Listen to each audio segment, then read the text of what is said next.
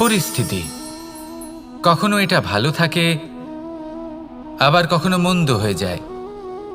কখনো এই পরিস্থিতি আমাদের পক্ষে থাকে, আর কখনো এই পরিস্থিতি অনুযায়ী আমাদের চলতে হয়। কোনো বিকল্প থাকে না। কিন্তু যখনই এই পরিস্থিতি খারাপ হয়ে যায় তখন কি করা উচিত সেই প্রশ্ন মনে জেগে ওঠে। পরিস্থিতি যখন প্রতিকূল হয় তখন আমরা কিছু হারালে তা হারিয়ে ফেলি, ঠিক আছে, কিন্তু যা বাকি আছে সেটা আমরা আগলে রাখতে পারি। পরিস্থিতিকে সামলে রাখার চেষ্টা আমরা অবশ্যই করতে পারি, শুধু সেটুকুই আমাদের হাতে রয়েছে।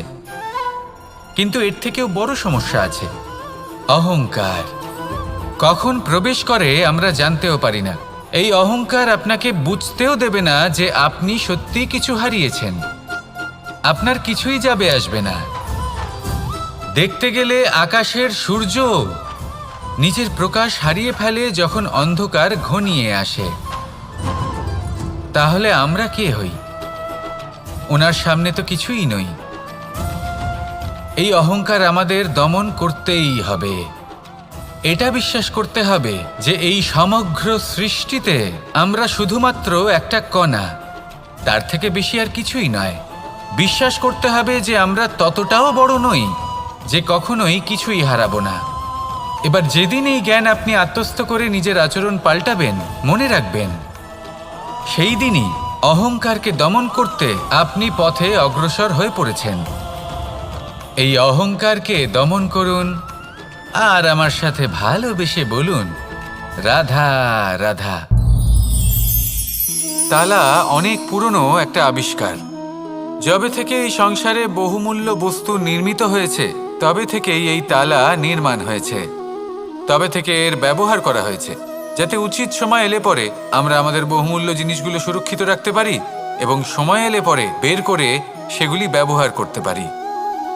এবার একটা গুরুত্বপূর্ণ তথ্য আছে যেটা জানা অত্যন্ত গুরুত্বপূর্ণ, এবং সেটা হলো যে একটা তালা নির্মাণের পূর্বে তা খোলার যন্ত্র অর্থাৎ তার চাবিটি নির্মাণ করা হয়, এবং এটাই জীবনের খুব বড় একটা শিক্ষা প্রদান করে যায়। আমাদের জীবনে যখনই কোনো সমস্যা আসে তখন ভয়ভীত হওয়ার কোনো দরকার নেই, কারণ এই প্রকৃতি, এই ঈশ্বর এই সমস্যার সমাধান তথা এর চাবি আগে থেকেই নির্মাণ করে রেখে দিয়েছেন। শুধু দরকার হলো সেই সমস্যার ঊর্ধ্বে উঠে সেই সমাধান খুঁজে বের করা। মানুষ অনেক সময় সমস্যা দেখে ভীত হয়ে পড়েন, চিন্তিত হয়ে পড়েন, নিজের বিবেক হারিয়ে ফেলেন। আপনার শুধু এই মনকে শান্ত করা প্রয়োজন। এই শান্ত মনের সাথে এই সমস্যার নিবারণ খুঁজে নিতে হবে। তাই সমস্যা যতই তীব্র হোক না কেন ভয় পাওয়ার কোনো প্রয়োজন নেই। পরম শান্ত মনে সমাধান খুঁজে বের করুন। আসুন আমার সাথে ভালোবেসে বলুন, রাধা রাধা। মানুষ বড়ই বিচিত্র প্রাণী। অধিক থেকে অধিকতর ধন লাভ করার চেষ্টায় নিজের শরীরকে নষ্ট করে ফেলেন, নিজের শক্তি হারিয়ে ফেলেন, নিজের সামর্থ্য হারিয়ে ফেলেন। আর যে ধন লাভ করেন সেটা কোথায় যায়? সেই শক্তি, সেই সামর্থ্যকে আবার ফিরে পাওয়ার জন্য। আর কিছু মানুষ জীবন এমনভাবে যাপন করেন যেন তা কখনোই শেষ হবে না, কিন্তু শেষ তো সবারই হবে। আর যখনই শেষটা কাছে চলে আসে তখন মানুষ এটা বুঝতে পারেন যে সে জীবনকে উপভোগ করেননি। তার কারণটা কি? লালসা। এই লালসা জন্ম দেয় লোভকে, আর এই লোভ জন্ম দেয় আপনারই বিনাশকে। সেই জন্য আজ আপনার কাছে যা কিছু আছে, যেমনটা আছে তার সাথে জীবন যাপন করুন, পূর্ণরূপে যাপন করুন। আপনার কাছে যতই ধন, শক্তি, মান থাকুক তা সবার মধ্যে ভাগ করতে শিখুন। ভাগ করলে ভালোবাসা বাড়ে, আর এই ভালোবাসা দ্বারা জীবন আরও সুখময় হয়ে ওঠে। তাহলে আসুন আর আমার সাথে ভালোবেসে বলুন, রাধা রাধা। মানুষ সত্যের সাথে অবগত হবার জন্য ব্যাকুল হয়ে থাকে, চিরকাল চেষ্টা করতে থাকে। জন্ম থেকেই তার মনে এই ইচ্ছে জাগ্রত হয় সত্যিটা কি সেটা জানতে। এবার এই ইচ্ছে এটা পূর্ণ কিভাবে করা যেতে পারে? কারোর মনে হয় যে জ্ঞান অর্জন করলেই এই ইচ্ছে পূর্ণ হতে পারে, তাই কেউ কেউ জ্ঞানের পেছনে ছুটতে থাকেন। কেউ এটা ভাবেন যে এই ইচ্ছে পূর্ণ করা যেতে পারে ধন আর শক্তির দ্বারা, তাই তারা ধন আর শক্তি প্রাপ্ত করতে চান। কেউ আবার ভাবেন যে অন্তরের মন্থন দ্বারা এটা সম্ভব হতে পারে। এবার এটাও সত্যি যে মন্থন করলে অমৃত লাভও সম্ভব হতে পারে, কিন্তু তার জন্য এই মন্থন করার জন্য একটা উচিত দিকে অগ্রসর হওয়া প্রয়োজনীয়। উচিত সংযমের দ্বারা সামনে এগোতে হবে, আর কোনো আশা না করে সামনে এগিয়ে যেতে হবে, তবেই এটা সম্ভব হতে পারে। একটা বাদ্যযন্ত্রের কথা ভেবে দেখা যাক। তার থেকে সুর তখনই নির্গত হয় যখন তার তারগুলি ঠিক করে বাঁধা হয়। যদি বেশি বেঁধে ফেলা হয় তাহলে তার ছিঁড়ে যেতে পারে, আর যদি ঢিলে থেকে যায় তাহলে তার থেকে উচিত সুর নির্গত হবে না। একটা অত্যন্ত গুরুত্বপূর্ণ কথা মনে রাখবেন, সত্যকে লাভ করার প্রাথমিক আধার হল অনুশাসন। জীবনে এই অনুশাসন আনুন, সত্য আপনা আপনি আপনার কাছে চলে আসবে, আর এই মন প্রসন্ন হয়ে বলবে রাধা রাধা। জীবনে যখনই কোনো কঠিন কাজ আমাদের সামনে আসে তখন আমরা কারোর না কারোর থেকে সাহায্য চাই, যেটা উচিত। কিন্তু যদি যে কোনো ছোটোখাটো বিষয়ে আমরা সাহায্য চাইতে শুরু করি তাহলে কি হবে? তাহলে আমরা নিজেদের সামর্থ্য, নিজেদের যোগ্যতাকে কখনো বাড়তেই দেব না, না আমাদের শক্তি কখনো বাড়বে, কারণ এটা আমাদের অভ্যেস হয়ে যাবে। যাই ঘটুক আমরা কারোর থেকে সাহায্য চাইতে চলে যাব, এটাই আমাদের স্বভাব হয়ে যাবে। সেই জন্য আমাদের যেটা করা উচিত সেটা হলো যতক্ষণ না আর কোনো উপায় থাকছে ততক্ষণ আপনি কারোর থেকে সাহায্য চাইতে যাবেন না। চেষ্টা করুন, যা সংকট থাকুক, সমস্যা থাকুক, পরিস্থিতি যতই কঠিন হোক, নিজে সমাধান করতে চেষ্টা করুন। যতটা পারবেন আত্মনির্ভর হওয়ার চেষ্টা করুন। যদি এটা করতে পারেন তাহলে আপনি অনেক কিছু শিখবেন। দিন প্রতিদিন আপনার জীবন আরও বেশি উজ্জ্বল হয়ে উঠবে, ব্যক্তিত্বের বিকাশ ঘটবে, আপনার শক্তি বৃদ্ধি পাবে, যোগ্যতা বৃদ্ধি পাবে, আত্মবিশ্বাস জেগে উঠবে, আর আত্মনির্ভর হয়ে মন বলবে রাধা রাধা। আমাদের জীবন হলো একটা উপবনের মতো, যেখানে কাঁটাও আছে আবার ফুলও আছে। আর যদি আপনি ফুল লাভ করতে চান তাহলে কাঁটার সংস্পর্শে তো আপনাকে আসতেই হবে। এটাই জীবনের সত্য। আমাদের জীবনে, আমাদের পরিবারে, আমাদের সমাজে দেখবেন ভিন্ন ভিন্ন ধরনের মানুষ আছে। কেউ আছেন দুর্জন, কেউ সজ্জন, কেউ শত্রু হন তো কেউ মিত্র। যদি আপনি দুর্জনদের কাছে যান তাহলে শুধুই কষ্ট পাবেন, যদি আপনি শত্রুর কাছে যান তাহলে ঝামেলায় জড়িয়ে পড়বেন। তার চেয়ে ভালো আপনি সজ্জনদের কাছে যান, আনন্দ এবং জ্ঞান লাভ করবেন। নিজের মিত্রদের কাছে যান, আপনি সাহস লাভ করবেন। আরও একটা কথা বলি, এই জীবন এত বড়ও নয় যে আপনি প্রত্যেক সমস্যায় প্রত্যেক মানুষের সাথে ঝামেলায় জড়াবেন। শুধু যার সাথে আপনার মনের মিল হবে তাকে প্রণাম করুন, আর যার সাথে মনের মিল হবে না তাকে দূর থেকে প্রণাম করুন। কিন্তু মনের মধ্যে থেকে প্রেমের বোধ কোথাও যেতে দেবেন না, কারণ এই ভালোবাসাই শেষ মুহূর্তে আপনার উচিত পথ প্রদর্শন করবে। তাই এই ভালোবাসাকে মনে জাগ্রত রাখুন, আর এই ভালোবাসার সাথেই বলুন রাধা রাধা। কোনো এক সময়ের কথা, একজন জেলের একটা ছোট্ট পুত্র ছিল। সে ভাবল যে আমি আমার বাবার মতোই মাছ ধরব। তখন সে একটা লাঠি নিল, তাতে দড়ি বাঁধল, আর সেই দড়ির মুখে যে কাঁটা বিঁধে থাকে তাতে চারা ঝুলিয়ে জলে ফেলল আর বসে থাকল। কিছু সময় পরে জলে একটি তরঙ্গ দেখা গেল।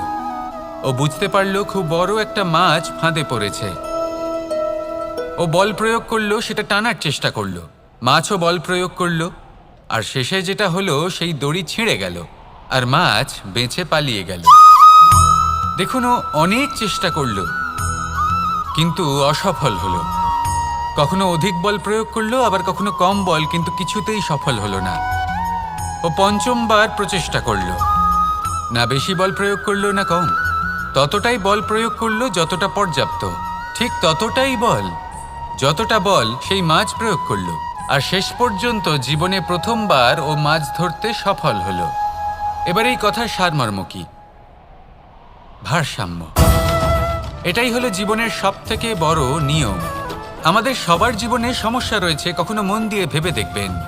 জীবনে যদি কোনো ক্ষুদ্র সমস্যা বা ছোট সমস্যা থাকে আর সেটা সমাধান করার জন্য আপনি বেশি চেষ্টা করছেন, তাহলে তার দ্বারা সমাধান হয় না, বরং আরও বিপদ বেড়ে যায়। যখন কোনো বড় সমস্যা থাকে আর আপনি কম চেষ্টা করতে থাকেন, তখন সমাধান হয় না, তা চলতেই থাকে। শুধু এটাই হলো ব্যাপার। জীবনের সমস্ত সমস্যার একটা ভারসাম্য বজায় রাখা, যদি এটা আপনি শিখে ফেলতে পারেন, জীবনটা আপনার হাতের মুঠোয় থাকবে। আসুন আমার সাথে ভালোবেসে বলুন, রাধা রাধা। মানুষের জীবনে স্বচ্ছতার একটা আলাদা গুরুত্ব আছে। যদি আপনি নিজেকে স্বচ্ছ রাখেন, তাহলে আপনার নিজেরও ভালো লাগবে, সামনের ব্যক্তিরও ভালো লাগবে, একটা অন্যরকম প্রভাব পড়বে। কিন্তু একজন শ্রেষ্ঠ ব্যক্তি কিভাবে হয়ে ওঠা সম্ভব? যার মধ্যে গুণ আছে, শিক্ষা আছে, শুভ চেতনা আছে, যিনি সৎকর্ম করেন। কিভাবে হব সেই ব্যক্তি যার মধ্যে জ্ঞান আছে? শুধুমাত্র স্বচ্ছ থাকলে তো তা হওয়া সম্ভব নয়। প্রথমে আপনাকে বুঝতে হবে যে মানুষের মধ্যে 4টি মূল তত্ত্ব আছে। প্রথম হলো তার শরীর, যার দ্বারা উনি যে কোনো কর্ম করে থাকেন। দ্বিতীয় তত্ত্ব হলো তার মন, যার দ্বারা কোনো কর্ম করার জন্য সে নিজেকে প্রেরণা দিতে থাকে। তৃতীয় তত্ত্ব হলো বুদ্ধি, যে কর্ম আমরা করতে চাই, যে লক্ষ্যে আমরা পৌঁছতে চাই, সেটা আমরা কিভাবে কোন পথে করব, সেটা স্থির করা যায় বুদ্ধি দিয়ে। আর চতুর্থ তত্ত্ব হলো আত্মা। আত্মা হলো এমন এক তত্ত্ব যার কোনো সমাপ্তি নেই। আত্মা হলো অজয়। কিন্তু এরও শুদ্ধিকরণের প্রয়োজন হয়। এই 4টি তত্ত্বের শুদ্ধিকরণ করতে থাকুন, এদের নির্মল রাখুন, শুদ্ধ রাখুন। এবং এটা কিভাবে হবে? শুভ চেতনা দ্বারা, জ্ঞানের দ্বারা, এবং সবথেকে বেশি গুরুত্বপূর্ণ প্রেমের দ্বারা। আসুন আমার সাথে ভালোবেসে বলুন, রাধা রাধা। একে বালি বলুন, মাটি বলুন বা ধুলো বলুন, এ দিয়ে কত কিছু করা সম্ভব। এ দিয়ে আপনি নিজের বাসস্থান নির্মাণ করতে পারেন, প্রাচীর গড়ে তুলতে পারেন, অট্টালিকা নির্মাণ করতে পারেন। কিন্তু যদি এই বালিকে আপনি মুষ্টিবদ্ধ করে রাখতে চান, তাহলে তা হাত থেকে ফসকে যাবে। আপনি কখনোই একে মুষ্টিবদ্ধ করতে পারবেন না। এরকমই হয় আমাদের জীবন, আর এরকমই হয় সময়। এই মুষ্টিবদ্ধ করা বালির মতো। সময়কে আমরা বাধা দিতে পারবো না, আটকেও রাখতে পারবো না। এ হলো প্রবাহমান। জন্ম থেকে মৃত্যু পর্যন্ত এই যে সময়, তা খুবই সীমিত। আর এই সময় আমরা যেটাই করি তার দ্বারাই আমাদের মূল্য নির্ধারিত হয়। আর এই সংসার থেকে চলে যাওয়ার পরেও এই সংসার এই সব কর্মের জন্যই আমাদের মনে রাখে। তাই যদি আপনি এটা ভাবেন যে আজ যে কর্ম করার ছিল আমি না হয় কাল করে নেব, কাল আমার লক্ষ্যে পৌঁছানোর কথা ছিল আমি পরশু পৌঁছব, না, এই সময় খুব মূল্যবান, একে নষ্ট করবেন না। এই সময়কে সদ্ব্যবহার করুন, মহান হবার পথে অগ্রসর হন। একে যদি মুষ্টিবদ্ধ করে রাখার চেষ্টা করেন, এই সময় থেমে থাকবে না। আসুন আমার সাথে ভালোবেসে বলুন, রাধা রাধা। আমরা চাই বা না চাই, আমরা সবসময় নয় কোনো না কোনো লক্ষ্যের দিকে এগিয়ে চলেছি বা কোনো না কোনো যুদ্ধ করেই চলেছি। যেমন যে যুদ্ধ মনের মধ্যে চলছে সেগুলো হলো অন্তর্মনের যুদ্ধ, যেমন পরিবার প্রতিপালনের যুদ্ধ, কর্তব্য পালনের যুদ্ধ, কোনো প্রিয়জনকে না হারানোর যুদ্ধ। এসব যুদ্ধ মনের মধ্যে চলে এবং সেদিক থেকে দেখতে গেলে আমরা হলাম এই সংসারের সবথেকে বড় যোদ্ধা, তাই না? কিন্তু এই সব যুদ্ধে যদি আপনি জয়ী হতে চান, তাহলে 3টি বিষয় আপনাকে মাথায় রাখতে হবে। প্রথম হলো সেই ব্যক্তি যিনি এই যুদ্ধে পরাজিত হয়েছেন তাকে নিজের থেকে দূরে করে দেবেন না, বরং আপনি তার কাছে যান, তার সাথে কথা বলুন, কথাবার্তা চালান, আলোচনা করুন, তার থেকে পরামর্শ নিন এবং বুঝতে চেষ্টা করুন উনি কি ভুল করেছিলেন এবং সেই ভুল নিজের জীবনে করবেন না। দ্বিতীয়, সেই ব্যক্তি যিনি এই যুদ্ধে জয়লাভ করেছেন তার অভিজ্ঞতা থেকে শিখুন। তিনি কি কি পদক্ষেপ নিয়েছেন, কিভাবে তিনি প্রারব্ধের গতিপথ বদলে দিয়েছেন, কোথায় বুদ্ধি প্রয়োগ করেছেন আর কোথায় বল প্রয়োগ করেছেন, এই সব কিছু তার থেকে শিখুন। এবং তৃতীয়, আপনার নিজের বিবেক, তার কোনটা উচিত বোধ হচ্ছে কোনটা অনুচিত বোধ হচ্ছে সেটা বুঝে নিন। যদি এই তিনটি বিষয় আপনি বুঝতে পারেন তাহলে ধরে নিন যে আপনি সাফল্যের পথে অগ্রসর হয়ে চলেছেন। আসুন আমার সাথে ভালোবেসে বলুন, রাধা রাধা। কনক, কি সুন্দর একটা শব্দ। এর অনেকগুলো রূপ রয়েছে, অনেকগুলো অর্থও রয়েছে। প্রথম অর্থ হলো স্বর্ণ, অর্থাৎ সম্পত্তি। দ্বিতীয় অর্থ ধুতুরা, অর্থাৎ গাছের ছোট একটা বীজ যা কিনা অত্যন্ত শক্তিশালী হয়। যদি বেশি মাত্রায় এর প্রয়োগ করা হয় তাহলে এটা বিষময় হয়ে উঠতে পারে। এই হলো সেই ধুতুরা যার প্রয়োগ মহাদেবের পুজোতে করা হয়। এবার প্রশ্ন হলো এটাই যে এই স্বর্ণ এবং এই ধুতুরার মধ্যে মিল কি রয়েছে। মিল হলো এটাই যে এই দুটোই মানুষকে মত্ত করে তোলে। ধুতুরা মানুষকে তখন মত্ত করে যখন তাকে সেবন করা হয়, কিন্তু স্বর্ণ, ধন, সম্পত্তি, মানুষ এটা যতটাই অর্জন করে নেয় সেটাই যথেষ্ট। এই স্বর্ণ মানুষের ভাবনা চিন্তা করার ক্ষমতাকে বশ করে ফেলে। মানুষ সম্পত্তির লোভে মত্ত হয়ে ওঠে, কারণ যে যত চমৎকারী, যতটা অমূল্য হয় তাকে সামলানো কিন্তু ততটাই কঠিন, তাই না? তাই মনে রাখবেন, ধন, স্বর্ণ, সম্পত্তি এগুলো ধুতুরার থেকেও অনেক বেশি বিষাক্ত হতে পারে। তাই এর ওপর আত্মসংযমের একটা কবচ পরিয়ে রাখবেন এবং বিবেকের শক্তির সাথে এগুলো প্রয়োগ করুন, তবেই কল্যাণ হবে। আসুন আমার সাথে ভালোবেসে বলুন, রাধা রাধা। বাহ, পুষ্পের সুবাস আমার খুব ভালো লাগে। অত্যন্ত সুন্দর হয় এই পুষ্প। এইভাবে চারিদিকে পুষ্প দেখে মন আনন্দিত হয়ে ওঠে।